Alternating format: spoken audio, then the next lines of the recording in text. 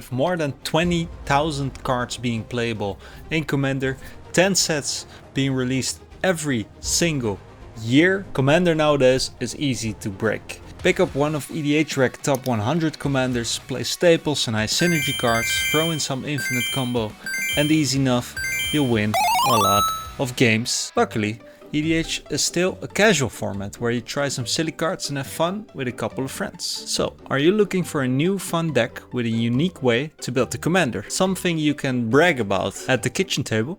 How about combining two precons and making one super precon with just these 200 cards? To do this, we need to do 4 things. First off, we need to find a list with all the precons available in Magic's history. Second, we need to pick 2 decks from this list. Third, we need to pick a commander. And last but definitely not least, we need to build a deck. A couple of websites give you an overview of all precon in Magic's history. This one also gives you a short summary of the deck's purpose and colors. If you are already looking for a specific theme, let's say things to do with graveyards, you can quickly scan which precons do anything with this, pick a couple of precons that either fit your team or the ones you just really like. What I did was look at all the precons in the list and pick the theme I like most, which is auras and equipment.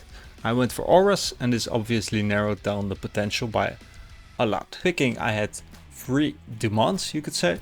First off, it had to go white or some way to protect my tall creature, because you don't want the tall creature getting removed really easily. Second off, I wanted a lot of card draw. Equipment usually don't give the card draw. Auras give more card draw already since you have the enchantresses, but I still wanted my commander to give me some card draw value. And finally, I wanted to play a face commander, so the commander that is originally on the box. Because it's fun, of course, it brings back a lot of memories, because most people would have seen the precon you are playing, and also it just makes it easier as you don't have to look at the backup commanders as well. After digging through the decks a little bit and watching some old precon guides, I found that these 4 decks all cared about auras. Dogmeat gives a lot of card draw and wants you to go white, so he passes the test. Galia lets you play the top card of your library if it's an aura. She doesn't give any protection or incentive to go white though, and seeing that the top card of your library will only be 1 in 3 or maybe 1 in 4, the chances of giving card draw is not that much, so Galia fails. Astrid gives your enchanted creature totem armor, definitely cool. Also her ultimate, her -7, lets you bring back all the auras that are in your graveyard. So there's a lot of value and potential there. Passes. Elvir lets you draw for every creature that passes through. So a little hard to do, but a cool deck challenge. As she gives auras, this is a pretty nice engine already. So she wants you to go white and incentivizes this with a roll every turn. So definitely passes the test. So now we have 3 precons remaining, and I went for, drumroll please, Dogmeat. I wanted to use all the cards that were available in the 2 decks you're going to use. So Elvir, with only being 2 colors, falls off. Also, I think the more recent precons are just a bit stronger, so Astrid fell off as well, leaving Dogmeat as my face commander. Picking 2 precons was pretty easy at this moment, as I wanted to use all of the 200 cards that were available. With Galia and Astrid being unbanned, it only leaves Elvir as the second deck to use. Alright, now the last and the most fun part as well, building the deck. I imported both decks, removed all the double cards and kept as many dual or triple lands that I could. I did try to remove as much untapped lands as I could as well. First off, I just needed to set things straight. Things that aren't doing the thing that we want to do are just getting removed. Some are just bad cards, some are good, but not good in our theme. Those could be equipment cards or maybe just cards that are fun for the precon, but are not really doing what we want it to do. This is quite a slaughter, as you can see. As you can see, there are a lot of enchantments and 33 auras to be exact. So we have got a lot of choice. So now that we've done like the rough edit of our deck, it's time to do the more complex stuff. We need to get a good mana curve, and we need to make sure that our ratios are good. Not too much card draw, not too much ramp, a lot of auras, some protection as well. And to do this, we need to give tags to all the cards that we have in the deck.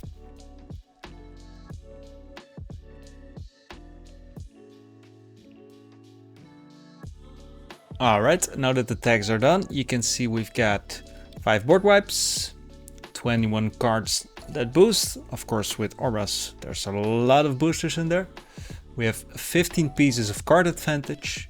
We have 5 pieces of evasion, so trample or something like that.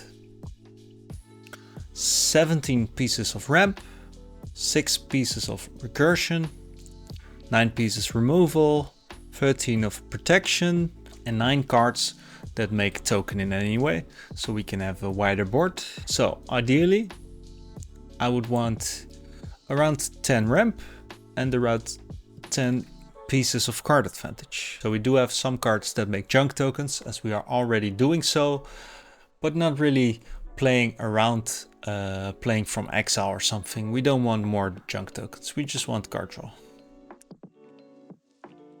Snake Umbra doesn't give evasion.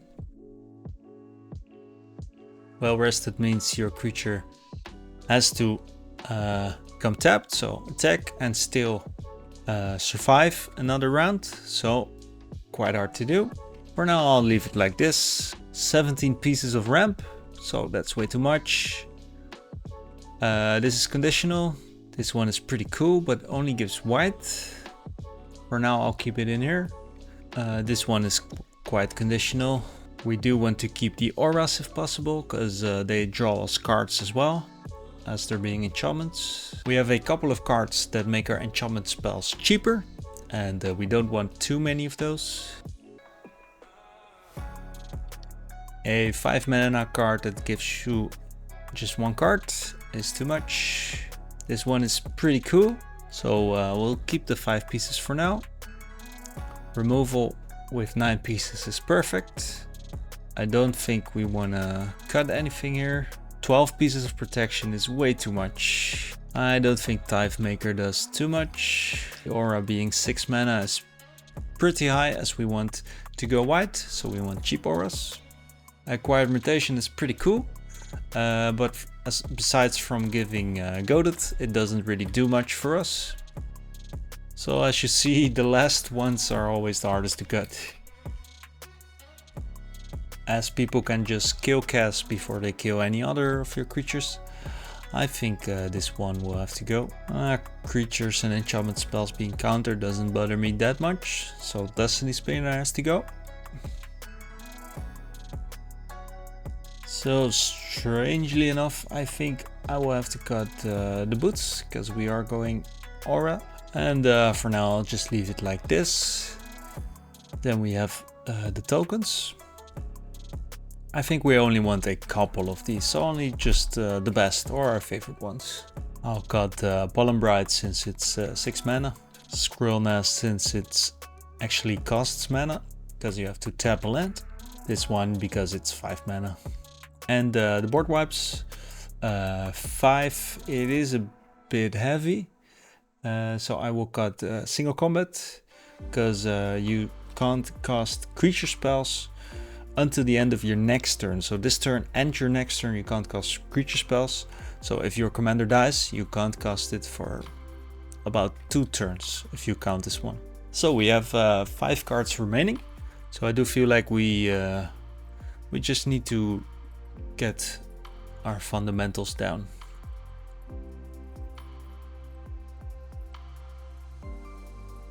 So for the final cuts, I will just take out some card advantage cards. Alright, and there you have it. 100 cards, all built out of just 2 precons. I have added the links down below of both the cards without the guts and the finished cards. If this video was of any help or amusement to you, please like the video, subscribe to our channel, and for now I would really like to thank you and see you on the next one. Meh.